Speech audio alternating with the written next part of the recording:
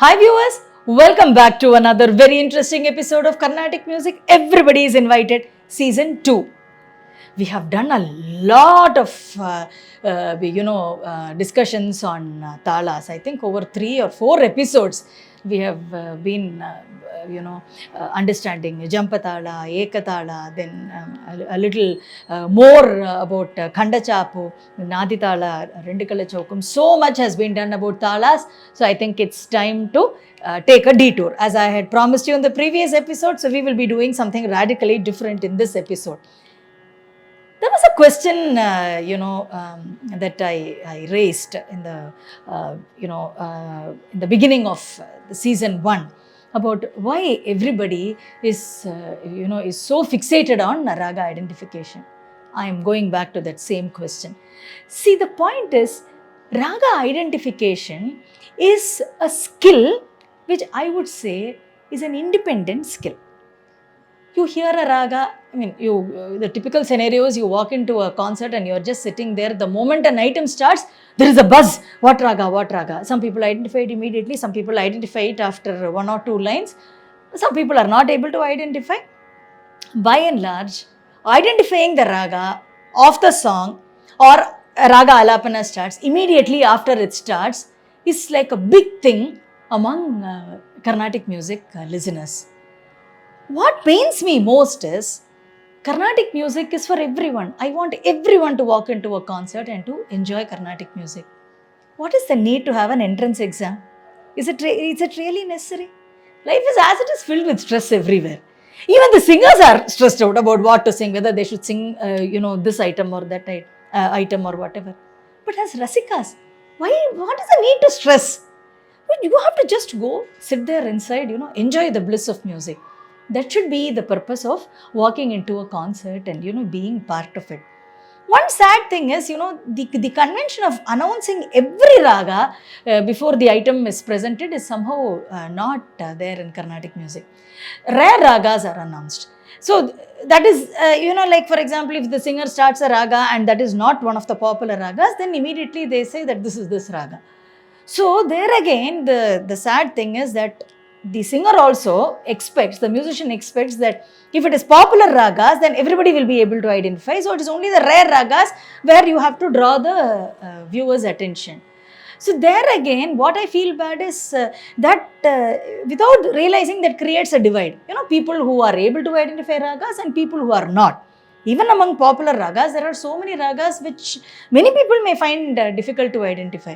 So that is why from the beginning I've been emphasizing that don't focus on raga identification. Raga identification, in my opinion, is like a game.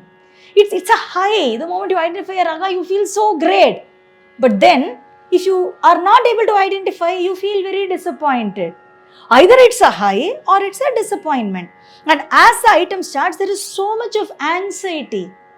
As I was mentioning a little while ago, life has so many tangible anxieties. Why are we adding one more to it? There's really no need.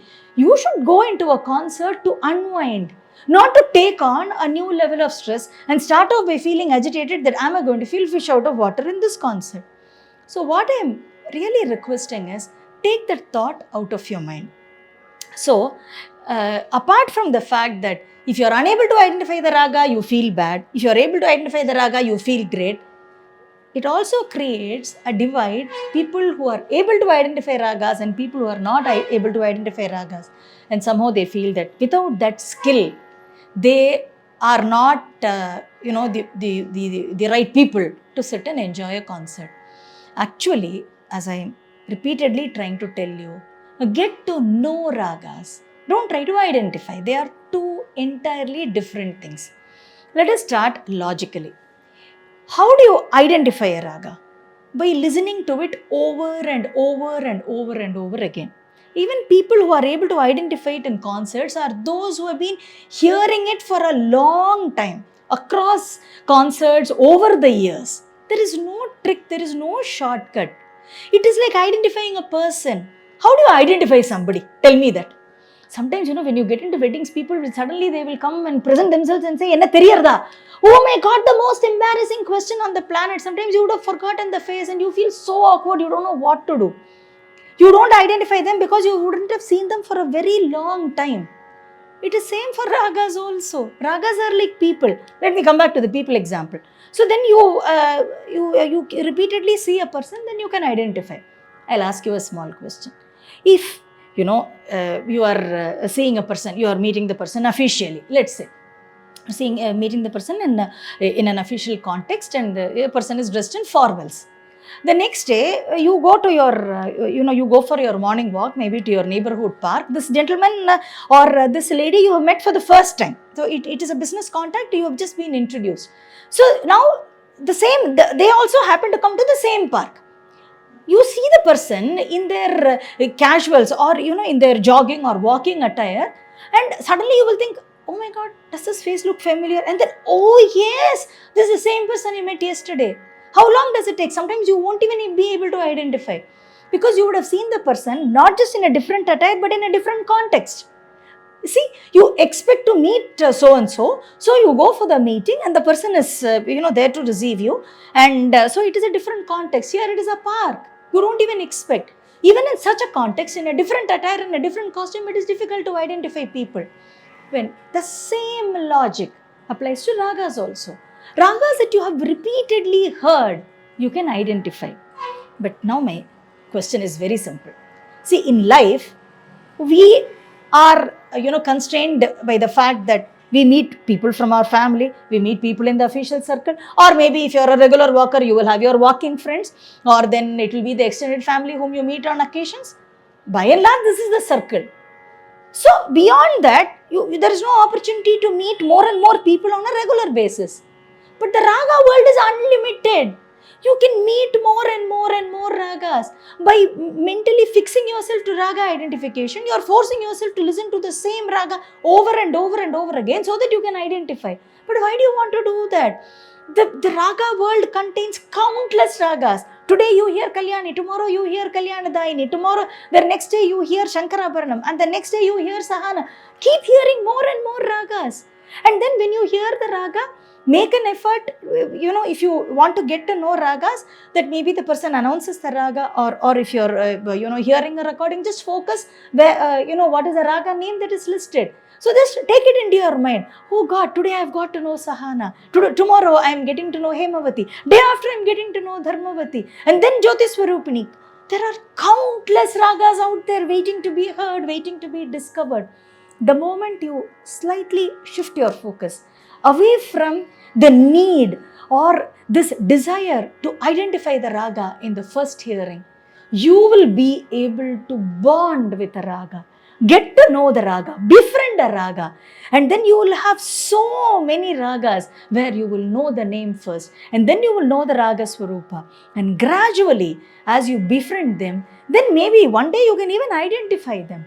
But I am just saying, with the desire to identify, don't restrict your raga company to the few hundred ragas. That is a restriction among human beings.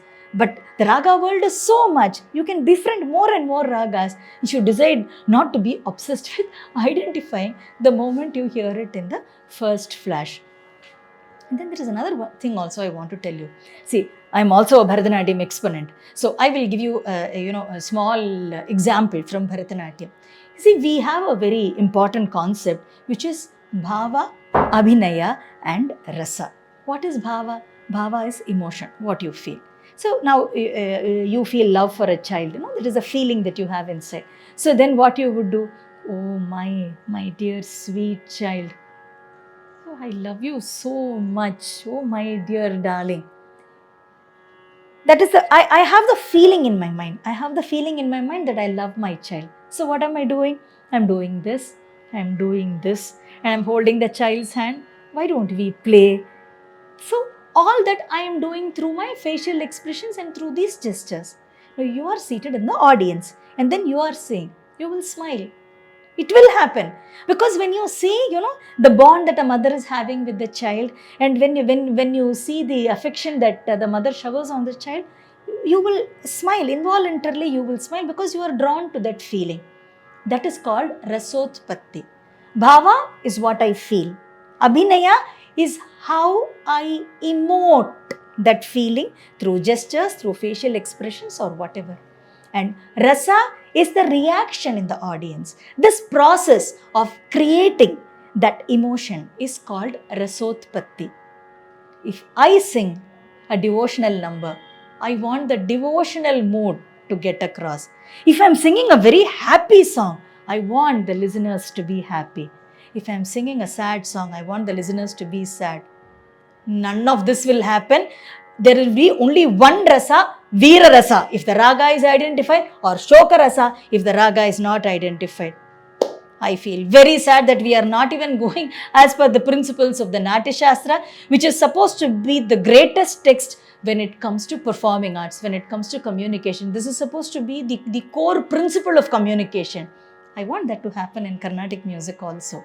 So my suggestion is, all musicians, why don't you announce the raga before you perform the item, so that this anxiety or this tension or this divide among the audience itself will not be there. And my request to the viewers, whether they announce it or not, you just don't worry, just sit back, relax, and draw in the mood of the music, the melody or whatever. Just soak in its bliss. Raga identification can wait. That's not our prime purpose. Our purpose is to enjoy Carnatic music. I'll stop at this point now. I have some more beautiful ideas on the same topic, about which I'll talk to you in the next episode. You are watching Carnatic Music. Everybody is invited. Season 2.